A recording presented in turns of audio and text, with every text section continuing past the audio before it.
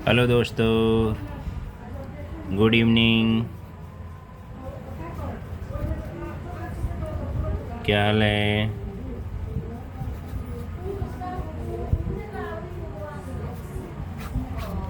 चलते हैं। आज 10th की मैथ में क्वेश्चन याद आ गए हैं कुछ बनाने के लिए। विलोपन विधि, विलोपन विधि। 10th के स्टूडेंट विशेष ध्यान देंगे। क्वेश्चन है 3x plus 4y equal to 10।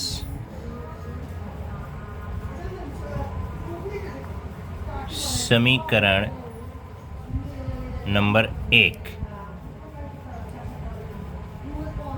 दूसरा है 2x plus 2y equal to 2। समीकरण नंबर 2। ये दो समीकरण हैं दोस्तों। प्यारे बच्चों, विलोपन विधि का मतलब होता है किसी एक को विलुप्त कर देना। कैसे विलुप्त होता है आगे चलिए हम बताते हैं। अब इसको शुरू करते हैं सॉल्व। तो यहाँ पे लिखना है समीकरण 1 और समीकरण 2 से। समीकरण 1 और समीकरण 2 से। अब स्टार्ट करते हैं दोस्तों क्वेश्चन को। तो दोस्तों समीकरण नंबर 1 उतारेंगे। 3x plus 4y equal to 10। 2x plus 2y equal to 2। अब हमारा पहला पद है जो 3x और 2x, इसको इक्वल टू में इक्वल करना है, बराबर करना है। बराबर के लिए यूं खींचते हैं और इस पे समीकरण 1 पर मल्टीप्लाई, समीकरण 2 पर मल्टीप्लाई का चिन्ह मारते हैं।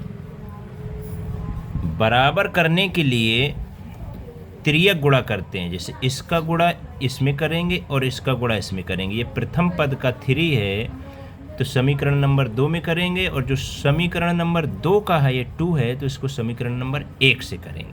तो इस 2 को यहाँ रखेंगे और 3 को यहाँ रखेंगे। ये अपने दिमाग से आपको मल्टीप्लाई करना है अपनी तरफ से, और सूत्र के अनुसार ये पद जो है ये अंक चेंज करके बराबर करना है। देखिए अब बराबर कैसे हो जाएगा, 2 तिया 6 और 3 दूनी 6 करते हैं। इसको मल्टीप्लाई करते हैं। 2 × 3 इक्वल टू 6x। अभी आपका बीजगणित का गुणा हो गया। 3 दूनी 2 तिया 6x प्लस 2 चौको 8y बराबर, बराबर के सामने बराबर, प्लस के सामने प्लस, 2 का गुणा 10 से करेंगे, 2 10 जा 20, यानी 2 धम 20। ये हो गया। अब इस पे नंबर आता है सेकंड में। समीकरण नंबर 1 का हो गया, समीकरण नंबर 2 का। तो 3 दूनी 6x। देखिए अब ये बराबर हो गया। अभी इसको विलुप्त किया जाएगा। विलोपन विधि का मतलब हो गया कि लुप्त हो जाना, खो जाना, मिस हो जाना, कट जाना। 3 दूनी 6x प्लस के सामने प्लस, 3 दूनी 6 y बराबर के सामने बराबर और 3 दूनी 6। इसका इस पे किया, 3 दूनी 6x प्लस 3 दूनी 6y बराबर 3 दूनी 6। यहाँ तक आपका लग गया। अब इसको क्या किया जाता है, घटाया जाता है। घटाने, यहाँ लिख दो घटाने पर, घटाने पर। तो मान लीजिए कि अब हम किसी संख्या को घटाते हैं, जैसे लिखा है, कोई भी संख्या लिखा है उसको नीचे लिखते तो ऐसे करते हैं ना घटाने के लिए, यानी 2 3 1 4 को घटाएंगे तो इसको आप ऐसे खींच भी सकते हैं, नहीं भी खींच सकते, तो इसको आप यूँ खींच सकते हैं, यूँ। घटाने का स्ट्रक्चर अलग होता है।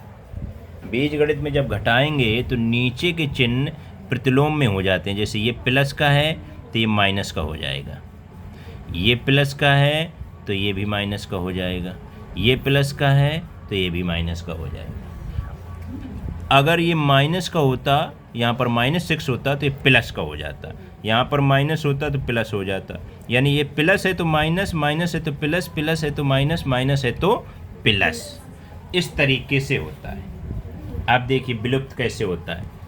विलुप्त हुआ आपका, ये प्लस का है, ये माइनस का है, तो ये कट गया, इसका काम खत्म, विलुप्त हो गया ये। अब ये देखिए माइनस का 6y है, प्लस का 8y है, तो यहाँ पर क्या बचेगा, 2y बचेगा, बराबर का निशान। 20 में 6 माइनस का ये है, 20 प्लस का ये है, तो 20 में 6 गया तो कितना बचेगा, 14 बचेगा। 2y बराबर 14, तो y बराबर 14 14। अब ये y क्रॉस मल्टीप्लाई में है, तो मल्टीप्लाई में है y का ये जो निशान लगा है नहीं है, 2y है, तो यहाँ बीच पे मल्टीप्लाई होता है, तो मल्टीप्लाई का बराबर के दाहिने तरफ राइट में बटे में चला जाता है, और ये बटे में होता तो गुणा में चला जाता। तो 2y बराबर 14/2। ये गुणा में है तो भाग में आएगा, भाग में होता तो गुणा में जाता। जैसे लिखा है 2y, अगर यहीं पर भाग में होता y/2, y/2 = 14, तो y बराबर 14 × 2, यानी ये भाग में है तो गुणा में चला जाएगा, गुणा में है तो भाग में आ गया। तो काटना है, 2 × 2 2 × 14। अब आपका y का मान आपका आ गया 7। y का मान कितना आ गया, 7 आ गया। y बराबर 7। कंग्रेचुलेशन, बधाई हो, y का मान आपका 7 आ गया। y बराबर 7, ये एक आपका आंसर आ गया। चलिए अब इसको, अभी सवाल ख़त्म नहीं हुआ है, ये y बराबर 7 आया है। अब इस y को y बराबर 7 समीकरण 1 पर रखने, 1 में रखने पर, 1 में रखिए या 2 में रखिए, आंसर बराबर उतना ही आएगा। समीकरण 1 में रखने पर या y बराबर समीकरण 2 में रखने पर, दोनों को आप लगाएंगे, उत्तर बराबर आएगा। तो समीकरण 1 क्या है, 3x + 4y = 10, 3x + 4y बराबर 10, y बराबर 7 समीकरण 1 में रखने पर।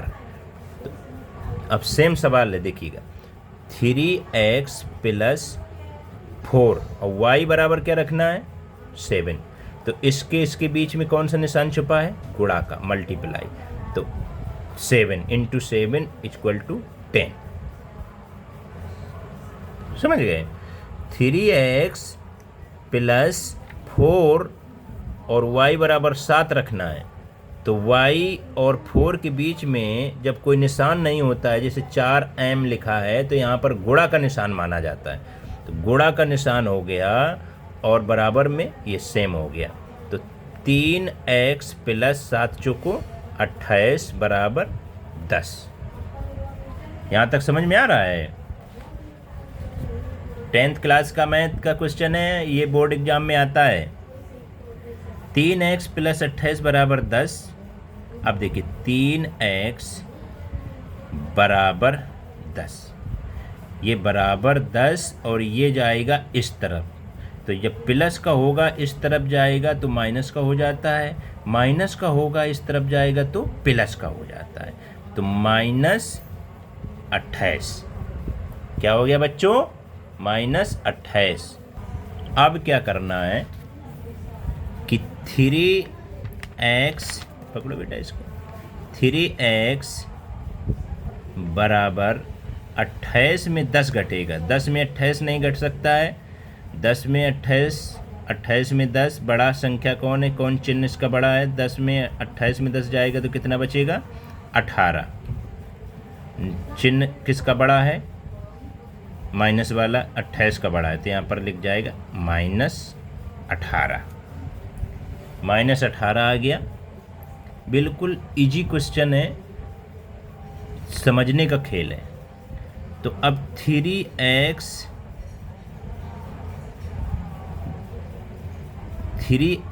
बराबर -18 हो गया।